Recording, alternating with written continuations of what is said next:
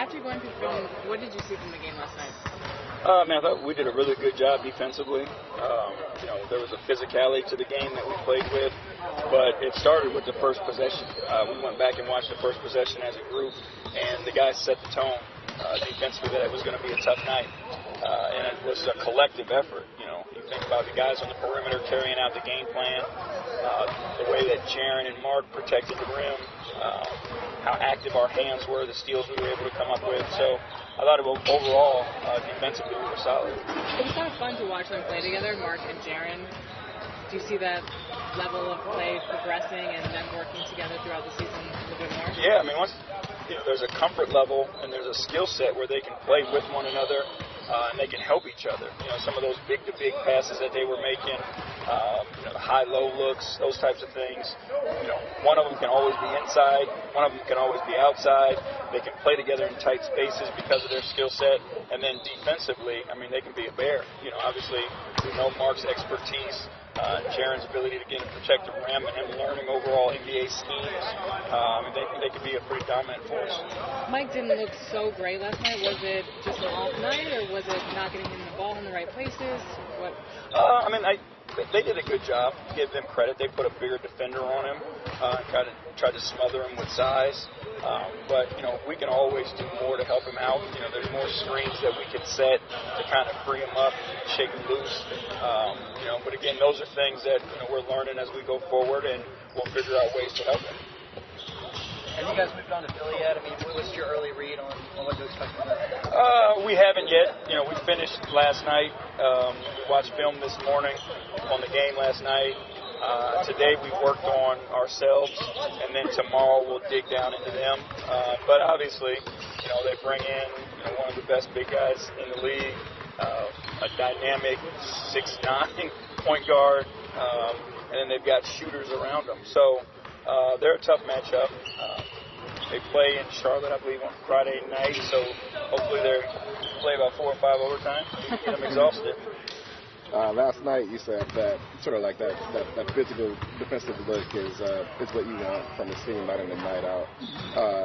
With that identity kind of coming through last night, I guess how does that contrast with the identity you want on offense, which has tried to become more established, more free-flowing this year? Yeah, and I think for us, that's where we're at our best. And again, trying to create a unique situation than what's going on around the league. Obviously, scoring is at a premium right now, but we want it to feel like when you come see us, you're uncomfortable because you're not used to doing what we're going to force you to do that night. Slow the game down. And then offensively, people get kind of antsy. So when we get going offensively, teams may gamble or make mistakes because they want to get back on offense so they can score the ball. So, we need to execute, set screens, cut, move the ball, those types of things, and hope that, our offense and defense work well together. Has it been a surprise this season seeing how the bench has been able to step up? I forget the exact number, but I know just through 10 games they've been one of the better scoring units in the NBA. Yeah, I think you see guys who are comfortable playing with one another.